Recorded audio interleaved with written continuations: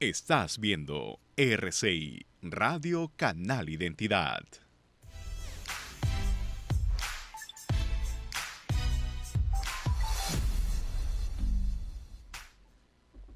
Buenos días amigos, bienvenidos a Ni con Dios ni con el Diablo. Hoy nos acompaña durante todo el programa Omar Chejade, ex procurador anticorrupción, ex vicepresidente de la República, ex congresista, abogado y ahora candidato con el número 1 para el próximo Congreso, el de enero de 2020, con el número 1 por APP, Alianza para el Progreso.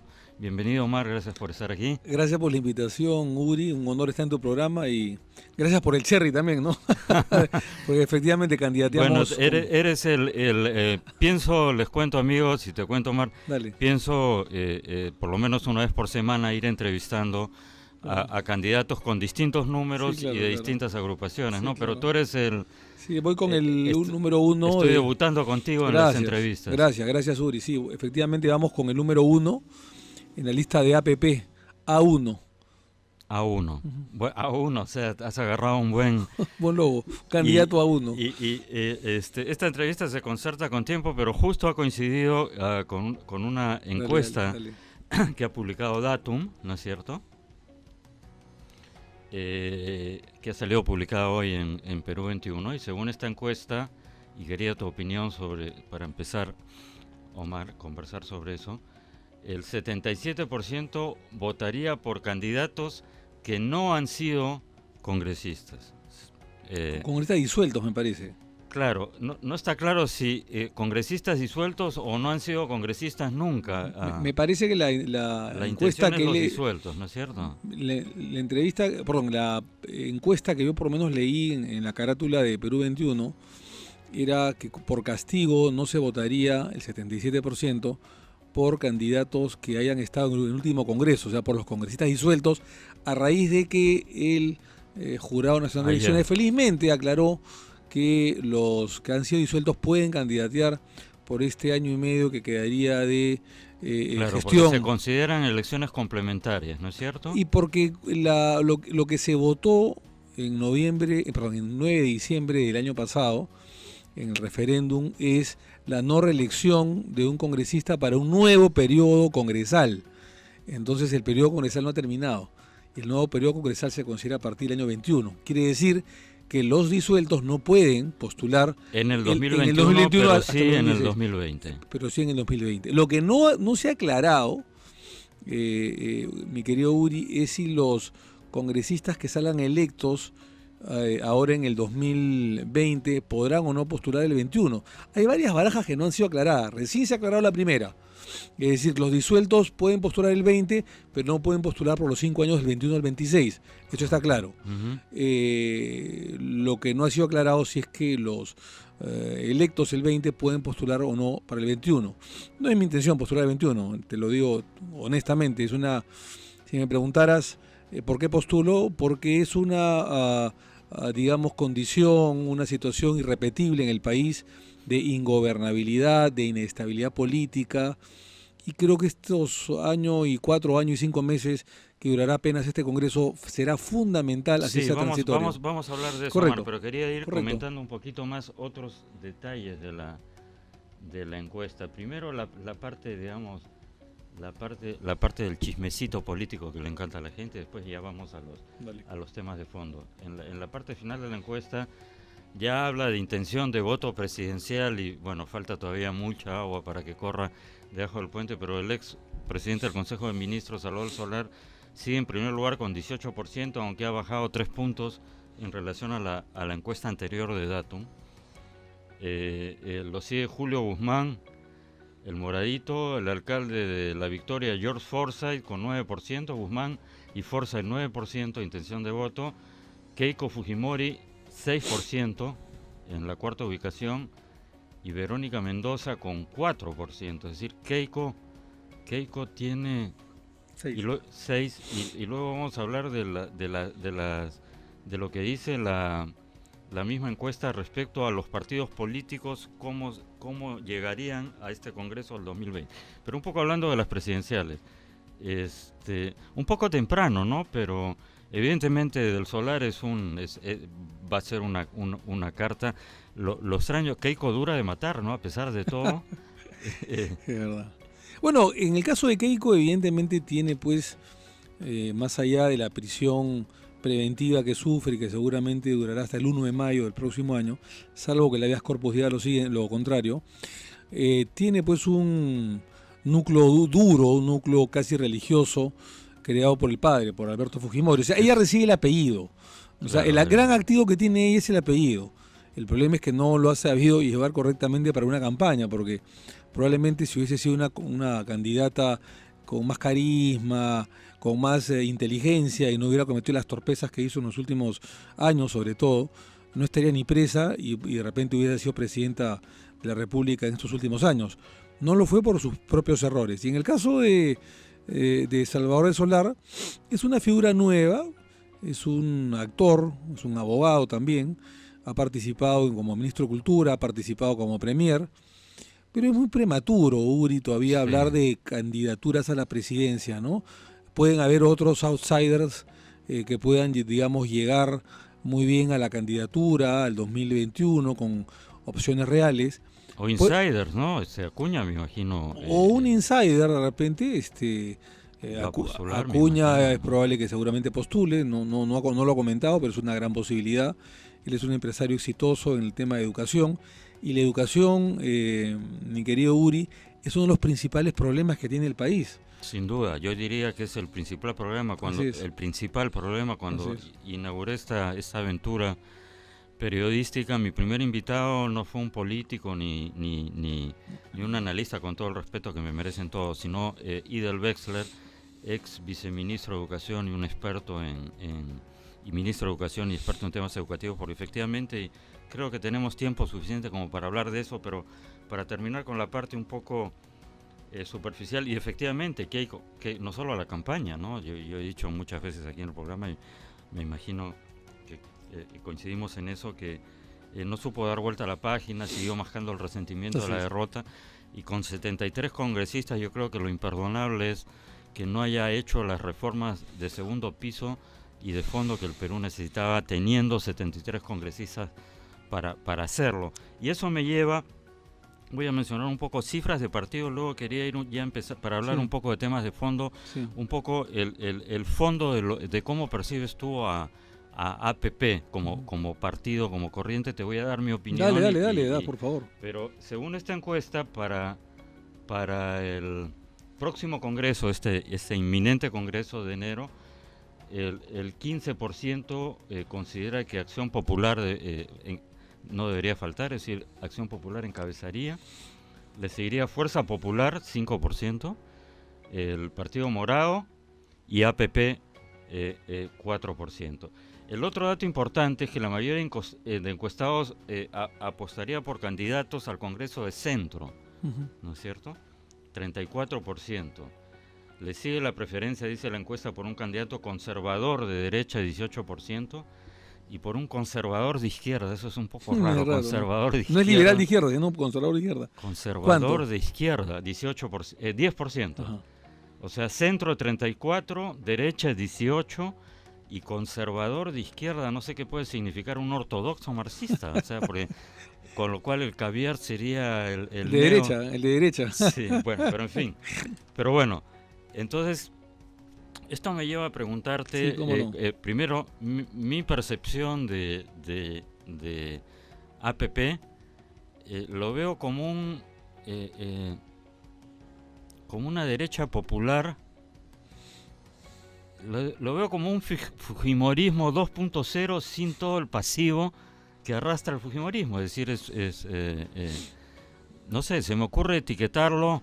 Yo sé que las etiquetas, si tú vas a decir va de retro, pero como una derecha popular. Tú seguro me vas a decir, no, derecha no, centro, porque en el Perú todo el mundo se avergüenza de decir que es de derecha, cuando es la derecha y es el mercado el que saca a la gente de la pobreza. Pero bueno, ya, te dejo hablar ahora. Mira, perfecto. Mira, tú puedes, como todos tenemos el derecho de opinar, de equivocarnos o de acertar. Estamos en democracia. Mira, yo considero, porque he conversado bastante con Acuña, con el Politburó, con los dirigentes, me han mostrado el plan programático, que es un centro, digamos, que quiere de alguna manera acercarse a la población, que no quiere repetir infaustas experiencias del Velascato de la década del 80, donde había un proteccionismo, un control de precios, una economía de mercado absolutamente funesta, no abierta al mundo, y reconociendo que la Constitución del 93, más allá de que los firmantes a mí no me gustan y que están presos, y por eso yo juré en algún momento por la Constitución del 79, cuando juré la vicepresidencia de la República, por un tema básicamente simbólico de gesto, trajo la del 93, un capítulo económico, un modelo económico que ha hecho que el Perú crezca 6-7 puntos porcentuales y que desaparezcan 6 o 7 millones de pobres y que pasen a las clases medias. Eso es importante. Entonces, lo que queremos nosotros, más allá del tema educativo, del tema de salud, es conservar el modelo económico, pero que el modelo económico llegue a la población, que tenga un rostro humano, que tenga un contenido social, que lamentablemente en los últimos años no lo ha tenido, salvo temas puntuales, algunos programas sociales.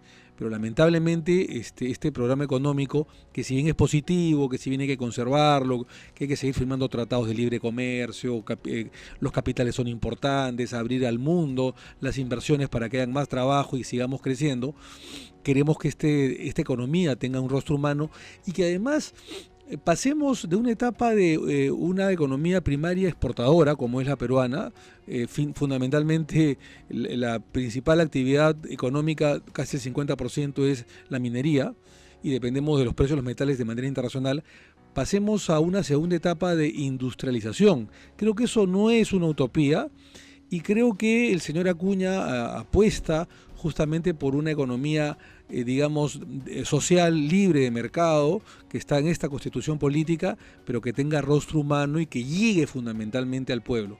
Mira, creo yo, sin tratar de defender al señor Acuña, que además lo conozco poco tiempo, lo conozco en los últimos meses, digamos, que recibe esta cordial invitación, es uno de los pocos candidatos, por no decir uno de los únicos, presidenciables, que no tienen denuncias de corrupción.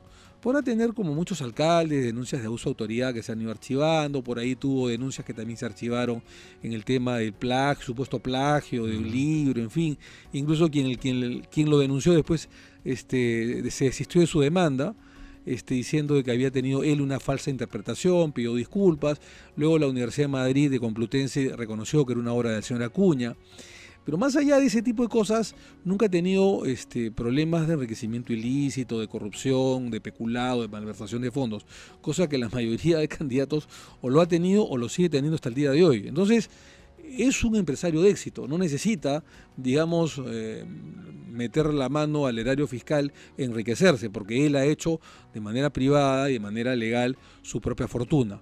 Dicho esto, creo yo de que nosotros tenemos varios ángulos que lo podemos analizar, pero creo yo que no somos ni un partido ni de derecha ni un partido de izquierda, somos un partido de centro que queremos llegar al pueblo, a la población, con un contenido y rostro humano. Correcto, vamos a ir hablando de eso, Omar, pero has dicho algo que es muy importante, creo, el tema del capítulo económico de la Constitución. Sí.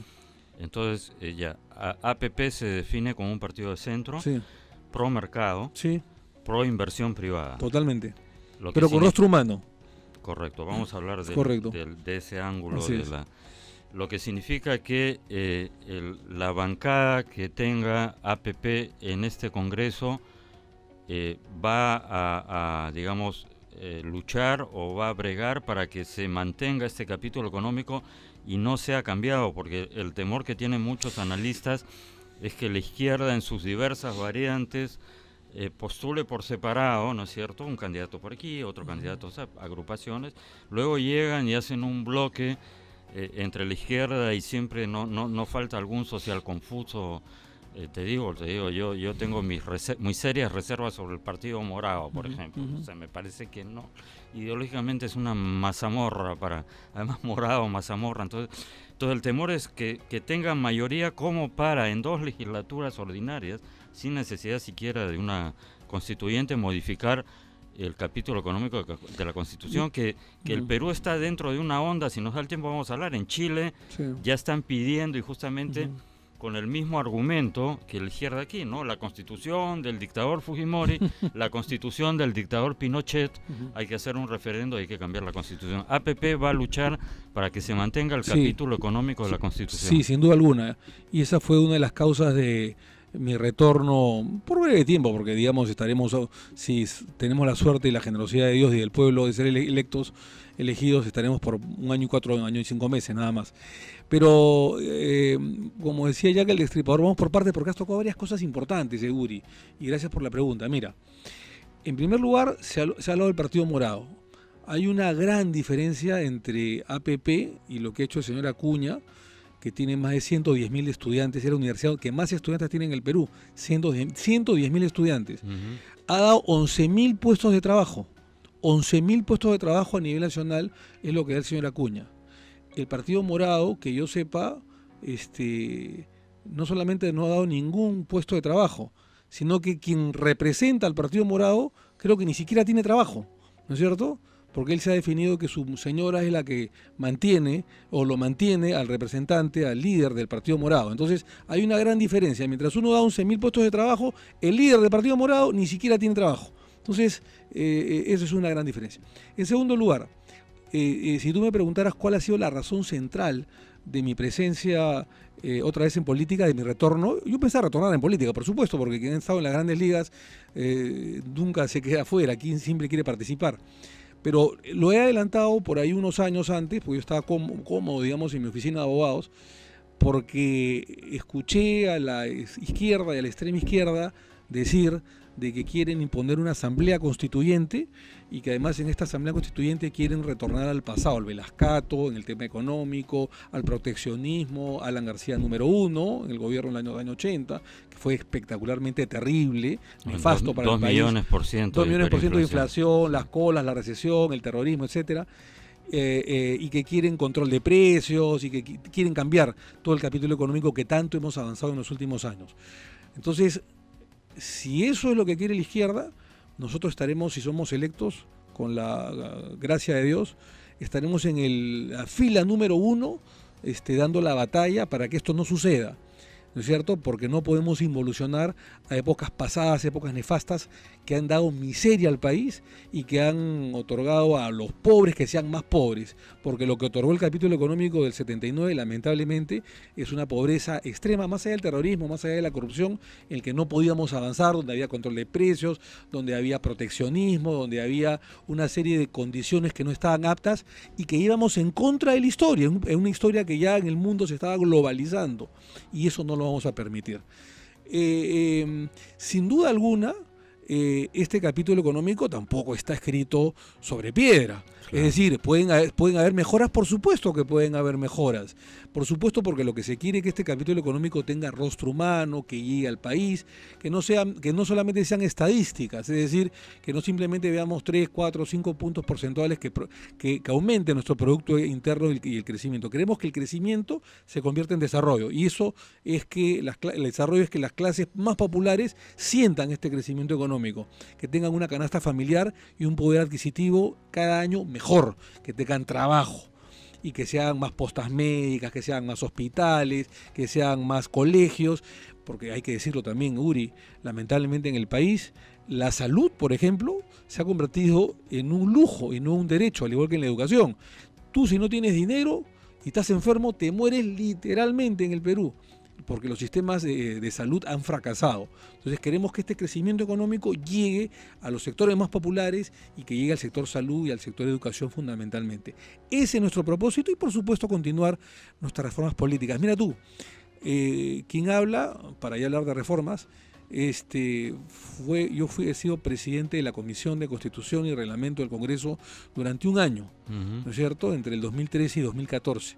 Y muchas o algunas de las reformas que presentó Vizcarra fueron las reformas que presentamos nosotros, y que algunas fueron aprobadas en comisión y lamentablemente en el Pleno por la testarudez del fujimorismo, porque eran reformas que se necesitaban mayoría calificada o reforma constitucional, lamentablemente quedaron en el tintero y no se llegaron a aprobar.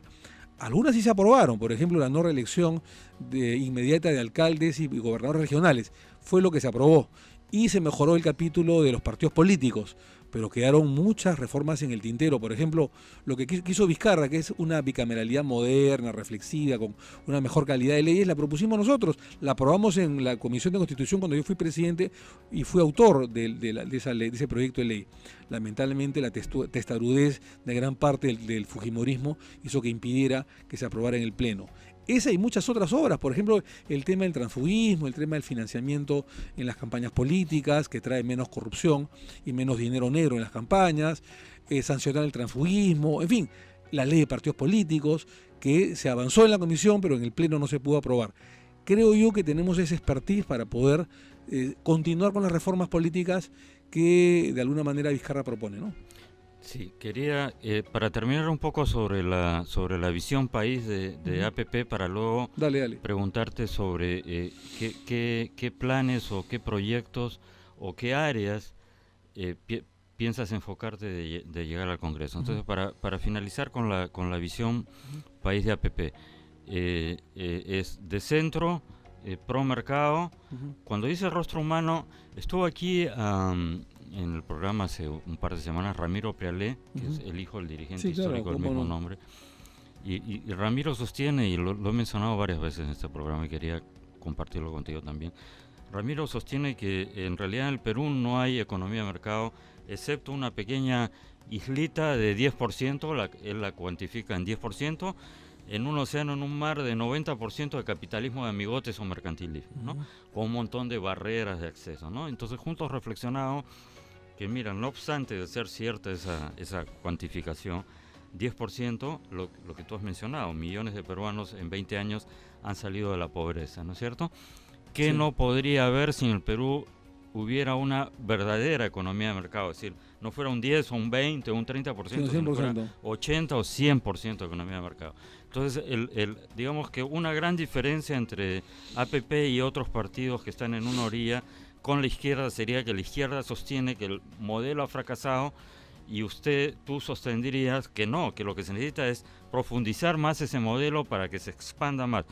Te dejo esta pregunta en el tintero, volvemos en un minuto, amigos, en Ni con Dios ni con el Diablo, con Omar Chejade. Gracias. Ni con Dios ni con el Diablo, volvemos. Estás viendo RCI, Radio Canal Identidad.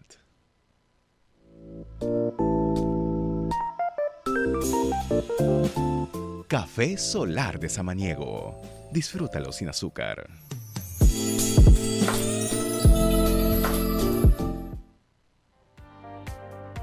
Ni con Dios, ni con el Diablo.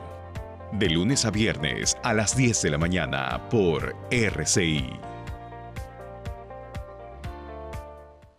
Estás viendo RCI, Radio Canal Identidad. Ni con Dios ni con el Diablo. Continuamos. Amigos, estamos de vuelta en el segundo bloque de Ni con Dios ni con el Diablo. Continuamos conversando con nuestro invitado de hoy, Omar Chejade, candidato con el número 1 por APP. Habíamos dejado una pregunta flotando antes de la pausa. Se necesita más mercado y no, o sea, no es que el modelo haya fracasado, es que el modelo en realidad ha estado cercado por un lado por los estatistas y por otro lado por los empresarios mercantilistas. Mira, ¿tú coincides con eso? Sí, yo te voy a decir lo siguiente, mira, cuando cae Fujimori, tú fuiste, perdón, amigo, procurador anticorrupción contra Fujimori y Montesinos, y obviamente he criticado mucho el tema de la corrupción o la violación de los derechos humanos. Eso es una cosa y otra cosa es el tema económico, ¿no es cierto? Y es verdad que en el tema económico comenzamos a probar otras economías que con el tiempo empezaron a dar frutos, precisamente en la época de Fujimori, criticando obviamente y luchando contra las barbaridades que hizo él y Montesinos y la cúpula militar y mucha gente que lo acompañó. Dicho esto es lo siguiente, caído el régimen de Fujimori, entre Paniagua, Toledo para hacia adelante, nosotros hemos seguido una continuidad de una política económica de libre mercado. Teníamos el 2000-2001 un 48 48% de pobreza. Entre la pobreza general y la pobreza extrema, 48%, que era una barbaridad. Casi la mitad de los peruanos estaban en el límite de la pobreza. El día de hoy estamos con una pobreza de 21%. 21%, o sea, hemos, digamos, bajado los límites de pobreza en 18 años 27%. 21% estamos un poco mejor que Colombia, que tiene 23% de pobreza, y mejor que mucho mejor que Argentina, que tiene el 30% de pobreza, con estas políticas proteccionistas de los Kirchner, que lamentablemente han vuelto, sí, ¿no? Y la ladronería que ha habido en Argentina. Entonces, eso en primer lugar. Ese bajar del 48 al 21% los límites de pobreza han hecho que tengamos entre 6 a 7 millones de peruanos que ya no son pobres, que han abandonado felizmente la pobreza. Eso en primer lugar. En segundo lugar, evidentemente este modelo también tiene algunos déficits, digamos, que hay que superar. Por ejemplo, hay oligopolios, hay monopolios, hay lobbies, hay corrupción, ¿no es cierto? Solamente en corrupción se nos van, según la Contraloría, 10.000 millones de soles al año, o sea, 3.000 millones de dólares. ¿Cuántas cosas y cuántas personas pueden dejar la pobreza si no hubiesen esos límites de corrupción que lamentablemente han habido en los últimos años? Pero no solamente ello. Hay una falta de capacidad de gasto de los gobernadores y alcaldes. Perdón, Eury, ¿cómo puede ser posible? No digo todos, pero la mayor parte, si tú le entregas, vamos a suponer, 100 millones de dólares al año para que hagan obras públicas, gasten 30 o 40 millones y tengan que devolver 60 millones o el 60% de lo que les han dado. Y esa falta de capacidad de gasto es falta de capacidad y de inteligencia de muchos funcionarios públicos que no han tenido ninguna carrera, que se han encontrado muchas veces del cielo una gobernatura, una alcaldía o lo que fuera, no tienen capacidad de gestión, nunca han estudiado, digamos, gestión pública o nunca han leído algún libro, han tenido una experiencia en gestión pública y de frente llegan a un gran puesto, un puesto importante como alcaldes o gobernadores regionales. Entonces, si tú vas sumando todas estas pequeñas cosas, incapacidad de gasto de los gobernadores y alcaldes, monopolios, oligopolios, corrupción, etcétera, te vas a encontrar que evidentemente falta mucho mejorar el modelo. Por supuesto que sí. Y si hay propuestas, sea de izquierda, de centro, de derecha, para mejorar el modelo, por supuesto que seremos los primeros en debatir y aprobar esas normas. Pero si queremos involucionar al modelo del Velascato, a la Revolución y la Tierra, que hay una película que hace poco ha sido, digamos, visualizada y con una estrenada visión edulcorada en el cine, en la que dice que si no hubiera sido por la reforma agraria tan pésimamente ejecutada en el gobierno de Velasco, que fue un fracaso, pero dicen que si no hubiese sido por esa reforma agraria, el senderismo el día de hoy sería hubiera poder. aprendido mucho más. Claro, porque dicen de que por lo menos la reforma agraria, por mala o buena, le quitó piso al senderismo. Pero si seguimos con ese pensamiento retrógrada de una economía paternalista, proteccionista, de subsidios, de protección, de control de precios, como hubo en la época de García, que tuvo que reconocer en el segundo gobierno que se equivocó, dio vuelta atrás, dijo, giré y luché contra el tiempo, y luché contra corriente, me equivoqué, y bueno, al final tuvo que cambiar el modelo, que le fue bien en el segundo gobierno, porque hay que decir que García corrupto no lo voy a discutir el día de hoy, tengo ya lo he criticado, y quiero dejar descansar al muerto en paz, digamos. Debo reconocer que García, más allá de la adversidad o de los adversarios que hemos sido contra él, tuvo un modelo económico que le dio resultados, ¿no? Con él crecimos, digamos, en algún momento 9%, casi como China. En el peor momento de la crisis asiática, cuando todos los países de Latinoamérica están menos 1, 0%, crecimos 2%, y el balance fue de 6-7 puntos porcentuales de crecimiento, ¿no? Que el gobierno haya sido corrupto, eso es otra cosa, y lo hemos criticado 100 veces, ¿no? El gobierno de Pérez García en su segundo y primer gobierno. Pero el modelo funcionó. ¿Cómo funcionó el gobierno de Toledo? ¿No es cierto? Que también corrupto en la cárcel, pero tuvo, digamos, unas líneas maestras económicas que se siguió incluso con García, con Humala, con Cuchillo, y hemos crecido. Había una continuidad, efectivamente, y digamos, ese es uno de los activos. Tanto así, perdón, Uri, que nosotros fue un acierto el integrar y liderar el grupo de la Alianza del Pacífico. Yo en el Congreso de la República perdóname que hable en primera persona, fui presidente de año y medio de la Comisión de la Alianza del Pacífico, ¿no es cierto?, que reunía y reúne a los 4 países de Latinoamérica que más han crecido en los últimos 20 años, ¿no es cierto?, que es Perú, Chile, en ese orden, ¿ah? Perú, Chile, México, Colombia, ¿no es cierto? Porque incluso cuando ellos, México, Colombia y Chile, crecían 3 o 4 puntos, nosotros crecíamos 6 puntos porcentuales y la pobreza se iba reduciendo más. Lo que pasa es que en Chile esta política económica comenzó mucho antes que nosotros, comenzó 10 o 15 años antes que nosotros, y por eso que ellos tienen menos pobreza que el Perú, tienen creo que 14 o 15 puntos porcentuales. La idea, si no hubiera habido lamentablemente Odebrecht, el cartel brasileño, la corrupción en el gobierno en los últimos años de Humala, García, Toledo, Kuczynski mismo, si no hubiera habido esto y si nosotros hubiésemos continuado creciendo 6 puntos porcentuales, la idea era que llegado al bicentenario la pobreza lo hubiésemos reducido a un dígito, que era 9%. Esto ya es imposible, estamos a año y medio del bicentenario, pero por lo menos reducir la pobreza a un 17%, creo que puede ser perfectamente posible, realista. Razonable. Así es. ¿Cuáles son tus planes? Es decir, ¿qué puntos, qué áreas piensas enfocar, dedicarte de llegar al Congreso? Mira, son varias, 4 o 5 puntos. Yo sé que no es fácil porque tenemos poco tiempo, pero vamos a tener definitivamente que reforzar el sistema educativo, ¿no es cierto? Y ya estamos preparando con los técnicos del partido de APP el tema educativo, que es la gran fortaleza que tiene Acuña, como tú bien has dicho, es la primera necesidad que tiene el país. La lucha contra la corrupción tiene que continuar, pero en serio. Evidentemente el tema del sector salud hay que reestructurarlo, no puede ser que los que no tienen dinero se mueran de hambre, y creo que si ha habido algo de positivo en el gobierno actual es la medida de los medicamentos genéricos, que es una tendencia mundial, ¿eh? Es decir, sancionar a las farmacias que te digan, oiga, este es el medicamento de marca y este es el medicamento genérico. Uno te cuesta 100, el otro te cuesta 10 u 8, y los dos tienen el mismo efecto. Si no hay eso, sancionáramos a las farmacias o a los laboratorios, porque ellos son los que más ganan fundamentalmente. Creo yo que el capítulo económico, mantenerlos con las mejoras que se puedan hacer, por supuesto que tenga rostro humano.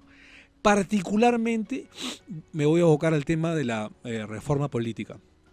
Creo que es una de las principales, como abogado, como hombre de leyes, como teniendo el expertise de haber sido presidente de la Comisión de Constitución y los 5 años miembro titular de la Comisión de Constitución y Justicia. Creo que hay que hacer reformas importantes en el Poder Judicial, ya las estamos elaborando, pero también en el Congreso de la República. Nosotros somos creyentes, aunque no sea popular decirlo, en la restauración del Senado de la República, ¿no? Y solamente para que la gente lo tenga más claro, para no hacer una explicación larga. Con un Senado de la República reflexivo hay una mejor calidad de leyes, pero en una cantidad proporcional muy superior que cuando existe una unicameralidad. El tema que si hay más gasto, no, eso se puede revertir. Por ahí, si hay un Senado, podemos reducir la cantidad de asesores. O reduces la cantidad de diputados y al final del día son los mismos. Y al final del día son los mismos, pero que tiene que haber además ese tema de reducir los gastos para que no sea un Congreso en el que se gaste más, es un tema del Ministerio de Economía, ¿no es cierto? Reduce la cantidad de asesores, la cantidad de privilegios y reduce la cantidad de gastos que puedan tener los parlamentarios, pero que debe haber un Senado corto, debe haber. Mira, pues solamente para que el público lo entienda, cuando hay, y esto es estadístico, cuando hay un Congreso unicameral como este, se aprueban en 5 años 800 leyes aproximadamente. 800 leyes aprobadas por el Congreso en 5 años, que tienen que ser ratificadas por el Ejecutivo para que se convierta en ley. Bueno, de esas 300 leyes aprobadas por el Congreso, se desaprueban, se observan por el Poder Ejecutivo alrededor de 300 o cerca de 300 leyes. De las 800. De las 800, cerca de 300, o sea, cerca del 35 o 40% son desaprobadas por el Poder Ejecutivo. En 5 años en un Congreso de una sola Cámara como esta. ¿Tú sabes cuántas apenas leyes se desaprueban o se observan cuando existe Senado, cuando existe bicameralidad en 5 años? Entre 25 y 30 leyes aproximadamente, apenas. ¿No es cierto? O sea, 12 veces más se desaprueban las leyes cuando hay un Congreso unicameral donde no hay reflexión en el Senado de la República. Bueno, el ejemplo histórico que se me ocurre es el del Estatización primer de la gobierno de García, La estatización de la cuando banca. tuvo el impromptu Así es. de estatizar el sistema bancario, y eso fue frenado en... La Cámara de Diputados, que decía Chicheño, como siempre dice, cuando tiene un gobierno oficialista y un congreso oficialista, lo aprobó en menos de 10 días. ¿No es cierto? Funesto proyecto de ley que trajo pobreza al país. Pero felizmente quien paró todo ello fue evidentemente la Cámara de Senadores. Claro, habían cuadros importantísimos que también esperemos que un nuevo Senado, un nuevo Congreso bicameral exista. Estaba Bernales, estaba Vallerriestra, estaba Mario Polaro Ugarteche, estaba el señor de las Casas, Roberto Ramírez estaba del Villar, Luis Alberto Sánchez. Luis Alberto Sánchez, en fin, había gente de primer nivel. Está Jorge del Prado, incluso por el Partido Comunista, que era, uno podría discrepar de él, pero era gente de primerísimo nivel, y se nos olvidan nombres estrellas que habían como cuadros políticos. Entonces, claro, Alan García se asustó y se tuvo que detener ese pésimo y funesto proyecto de ley de estatización de la banca. Ese es el ejemplo paradigmático. Como ese hay miles, pero el paradigmático es ese, ¿no es cierto? Entonces, creo que se debe sancionar el transfugismo parlamentario. Yo cuando abandono a los Humala Heredia un año y pico antes, para que la gente se acuerde bien, de que acabe su gobierno, porque yo no fui el que me peleó con ellos después que acaba su gobierno, qué fácil sería. Yo me peleo con ellos cuando veo temas de corrupción, cuando veo el tema de las agendas, las tarjetas de crédito adicionales de señora Heredia, cuando veo la muerte de Fasabi, porque a Fasabi lo mataron, y lo mató Palacio de Gobierno, una orden de Palacio de Gobierno, mataron al sobrino, etcétera. Y todo esto fue año y pico y medio antes que acabe el gobierno, y yo me peleo con ellos. Entonces, yo no paso a ninguna bancada de opositora, ¿no es cierto? Yo me quedo solo, ¿no es cierto? Como un congresista independiente, ¿no es cierto? Yo no transfugué a ninguna bancada. Y yo fui uno de los autores, lamentablemente, no fui el único, por supuesto, de los autores de la famosa ley antitránsfuga que lamentablemente el Congreso no quería y lo desaprobó. Creo que eso hay que aprobarlo llegado al Congreso. Es uno de nuestros proyectos de ley. Otro es eliminar el voto preferencial. También tenemos en la carpeta el proyecto de la eliminación del voto preferencial. Eso es un tema interesante. Explica, por favor. Mira, el voto preferencial está hecho para que los que tienen más dinero lleguen al Congreso de la República. Hemos visto una serie de sinvergüenzas que ahora están incluso presos o requisitoriados, en fin. Bueno, felizmente hemos tenido la buena noticia que Donaire ya está detenido y que Moreno está detenido, ¿no?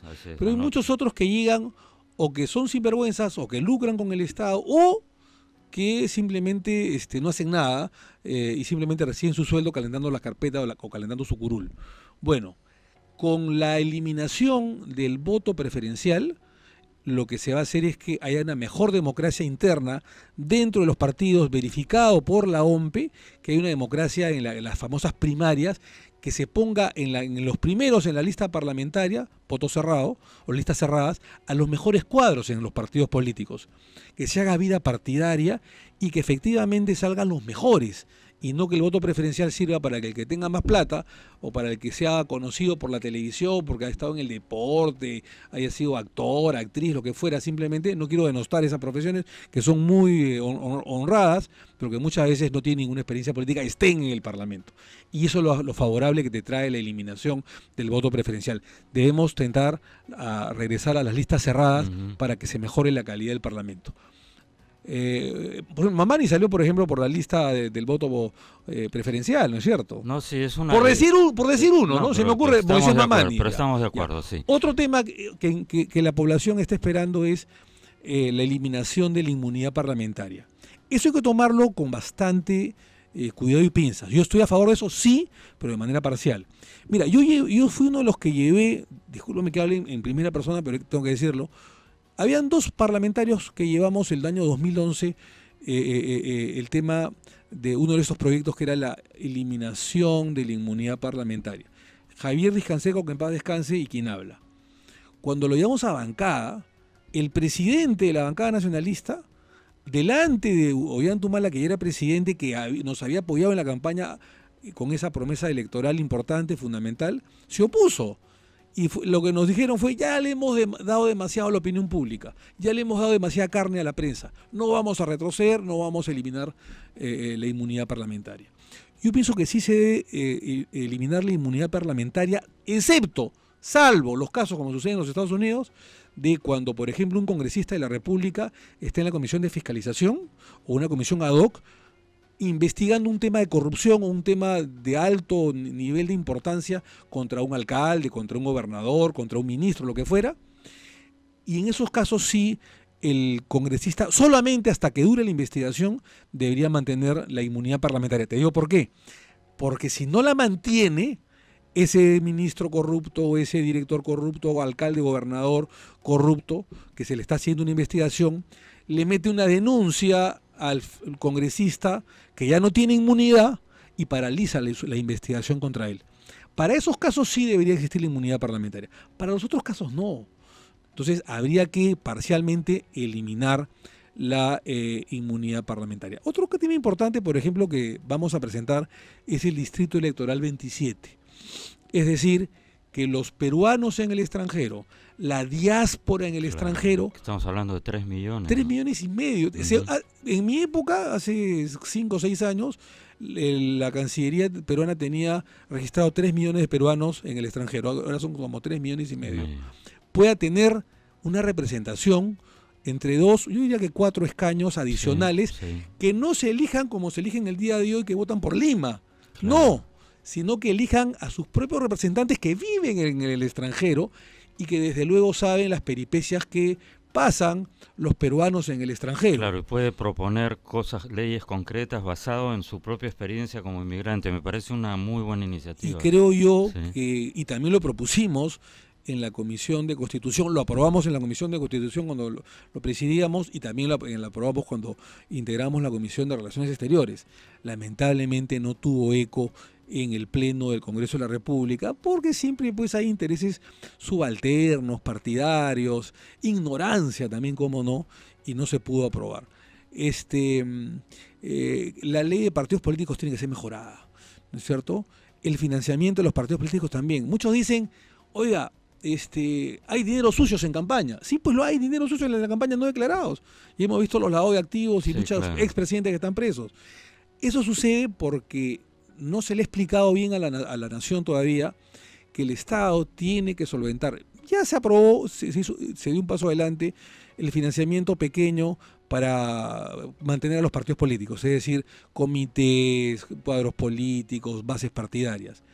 Debemos llegar en algún momento a las campañas políticas. En Chile, el Estado financia, obviamente con el control de la Fiscalía, de la Procuraduría, de la Contraloría, las campañas políticas, ¿no es cierto? Pero cada voto es un peso en Chile, por ejemplo, que se le otorga a los candidatos. Te explico rápidamente.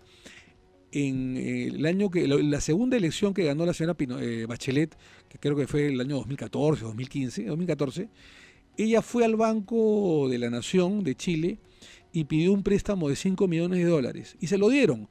Era la candidata favorita, que ganó además, porque ella sustentó ante el Banco de la Nación de Chile de que cuando ganase las elecciones, el jurado le iba a dar tal cantidad de dinero aproximadamente por la cantidad de votos que iba a obtener, y que con eso iba a devolverle al Banco de la Nación de Chile. Entonces, se puede llegar con esto a evitar dineros del narcotráfico, dineros de las empresas. Se transparenta y ya cortas esos nexos, esos vínculos nefastos, ¿no? Pero para eso la opinión pública tiene que apoyar. Cuando fui presidente de la Comisión de Constitución de la República durante un año, yo me acuerdo que me pasé por varios medios de comunicación, ¿no es cierto? Y logramos algo, ¿no? Hablé con buenos periodistas como tú, con dueños de canales de televisión, con dueños de medios escritos, etcétera, para explicarles las reformas que nosotros íbamos a emprender y el paquete de reformas que íbamos a emprender en la Comisión de Constitución. Ahí se necesita el apoyo de los medios de comunicación, porque evidentemente si no bregas, pero yo estoy totalmente de acuerdo. Te meten un periodicazo y te arruinaron todo. Te dicen, más otorongos, cómo va a haber campaña para los congresistas corruptos. Totalmente de acuerdo. Entonces, tiene que haber financiado y espacios para todos de manera equitativa, y eliminar esa, porque el que tiene más dinero le metes un montón en publicidad y bombardeas cada 10 segundos. Tenemos que reformar la política, 100%. Tenemos que fortalecer el sistema institucional. Entonces te vas a enfocar en este año y pico en el tema de la reforma política. En el tema de la reforma política. Sí, es importantísimo, y por favor, si Dios nos da la oportunidad de regresar al Congreso este año y medio, que la opinión pública, el periodismo nos ayude, ¿no es cierto? Vamos a conversar otra vez con todos para explicarle nuestras reformas, que son en serio, porque lo que queremos es el fortalecimiento institucional. Tiene que haber un pacto social, tiene que haber un consenso Es lo entre, que hace falta en este momento, entre ¿no? el político, el dirigente, el congresista, el ministro, el presidente de la República, con el periodismo, con los dueños y de los medios de comunicación, para marchar todos juntos para la reforma institucional. ¿Qué cosa queremos, sino, mi querido Uri? Que venga un antisistema. Hemos hablado del capítulo económico que ha funcionado, pero faltan matices, falta mejorarlo, que llegue al rostro humano a la nación, es verdad. Pero igual hemos crecido y hemos crecido bien, y hemos derrotado a millones de pobrezas en el Perú, y millones de peruanos han salido de la pobreza y ahora son clase media. Pero ¿qué cosa queremos, y emprendedores? ¿Qué cosa queremos? Que todo lo avanzado en los últimos 20 años se traiga abajo por candidatos antisistemas. Queremos Antauros Humala, ¿no es cierto? Que digan, corruptos, gente así, gente asá. Nos traemos abajo el modelo económico sobre pretexto de que la política, la democracia y la institucionalidad ha fracasado. Entonces, no nos hagamos el harakiri. O sea, tú y yo, Uri, estamos bregando por el mismo barco, luchando y empujando el mismo barco hacia el mismo destino, que es el país, el Perú. El objetivo final es un Perú con desarrollo. Entonces, ¿queremos simplemente por pelearnos, por matarnos, queremos dispararnos a los pies? Creo que no. Entonces, debemos manejar el tema de manera responsable. Efectivamente. Omar Chejade, muchísimas gracias por tu presencia aquí. Amigos, eso es todo por hoy en Ni con Dios, gracias, ni con Uri. el Diablo. Muchas Buenos gracias. días, hasta luego.